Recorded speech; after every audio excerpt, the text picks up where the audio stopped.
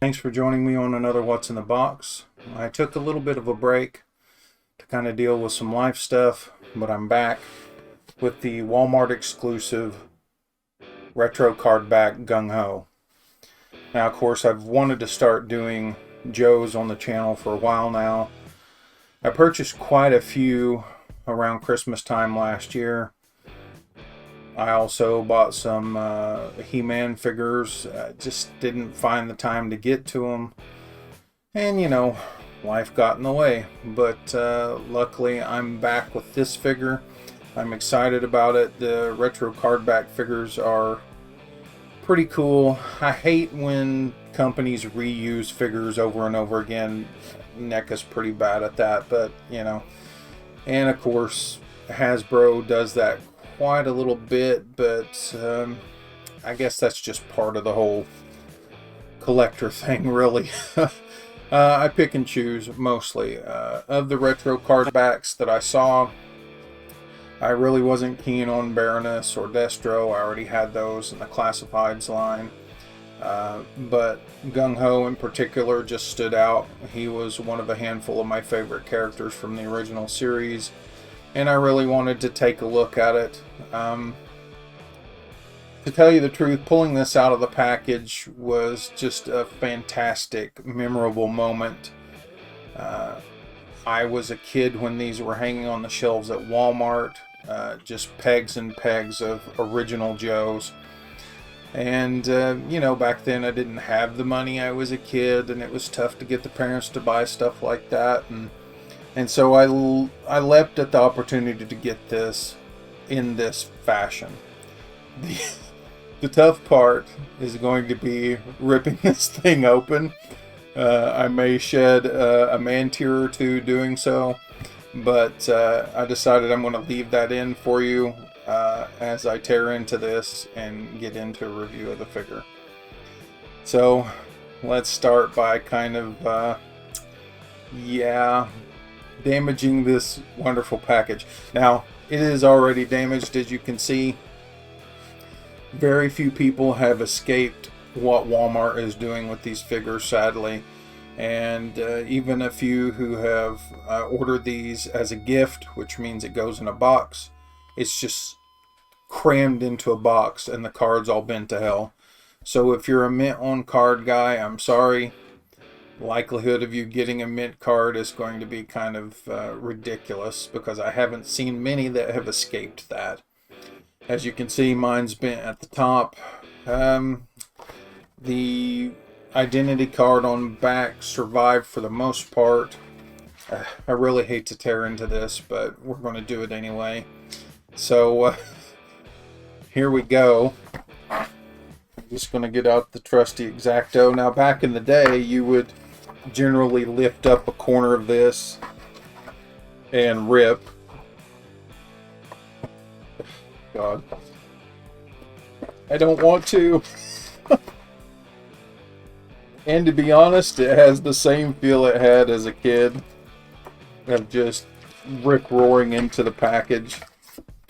And it peels off the same too.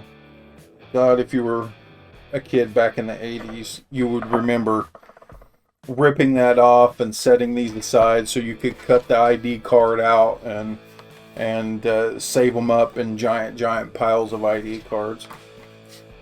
But here we are inside the package. I miss clamshells. I really wish they still did stuff like that, but it's modern times now. First thing that falls out here is, and again, if you collected the figures back in the 80s, early 90s, a simple black stand. But this time it does have the Joe star in it, which is pretty cool. I would have liked to have seen maybe a little faceplate with his name on it, but I'm not going to pick at it too much. Oh. Okay, so he has a small black pistol. Looks like maybe a 9mm or so. And then he has what looks like semi-automatic or a shotgun. yeah, it's weird. But there that is, just simple black. It's got a loop belt on it. Nothing particularly fantastic. And then you have this small, maybe 9mm with a magazine in it. It's again, there's a nitpick I have with the Joe figures, and of course that's, I guess, coming from a guy who wants to see more detail, from a guy who collects NECA.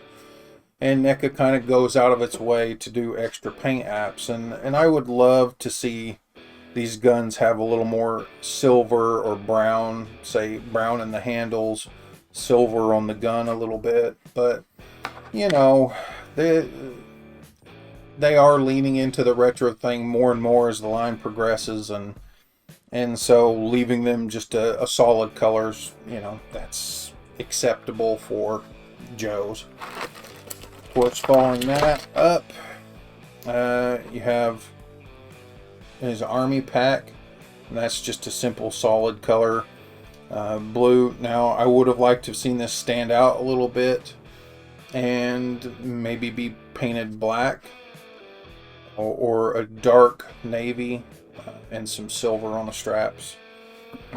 Of course, get his hat, and that's like a nice gray green maybe, and it has a symbol there, and pretty good detail as well. The rim of the hat has some details in that. Let's see what else we got, and then I guess we just got the figure. No, wait, here we go. He has a boot knife, I'm assuming, and they went out of their way to have silver on the blade of the knife, with a black handle.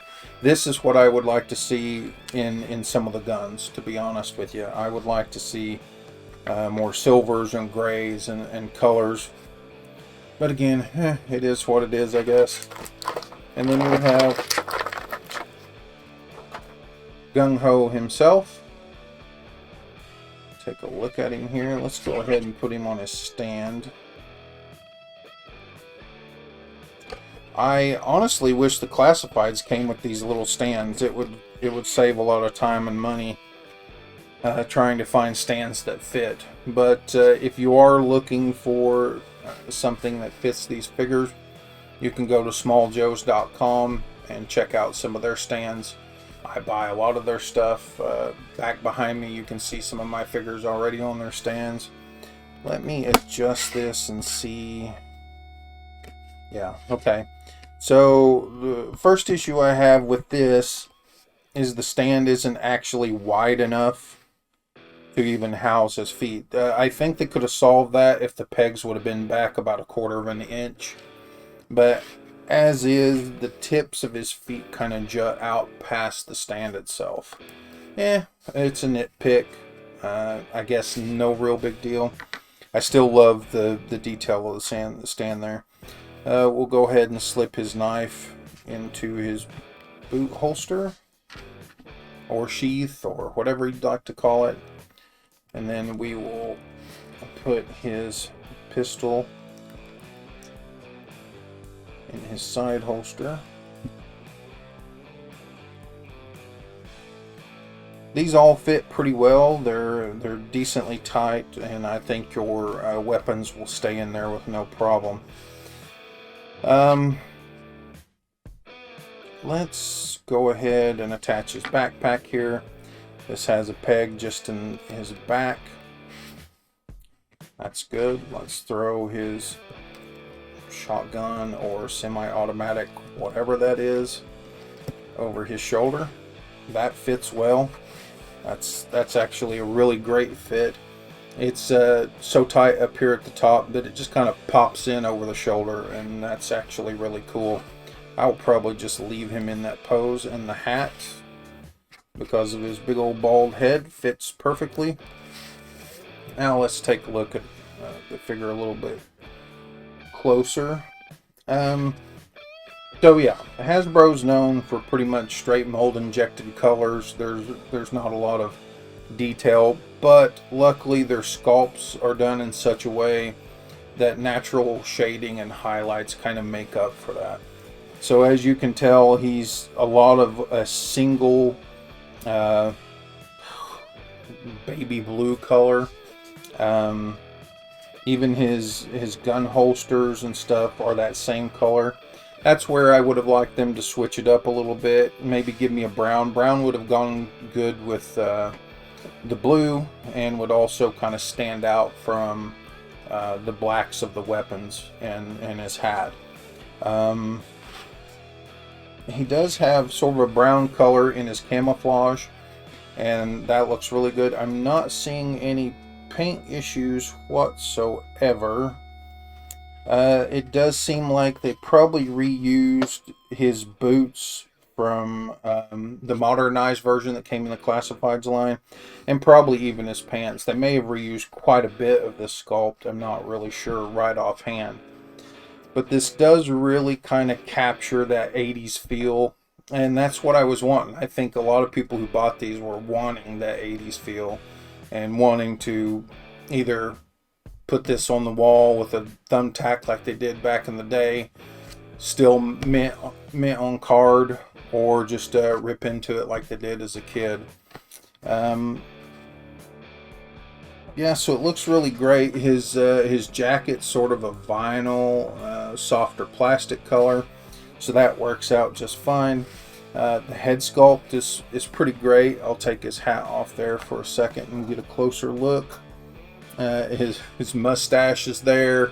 That kind of sullen look is there. I really think this is a solid figure, but as I always do, or always will do with a lot of these Joes, is I would like a little more color.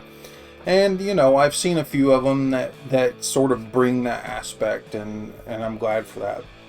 I'm personally a modern Joe fan. I like what they were doing with the Classifieds line before they decided to kind of go more animated.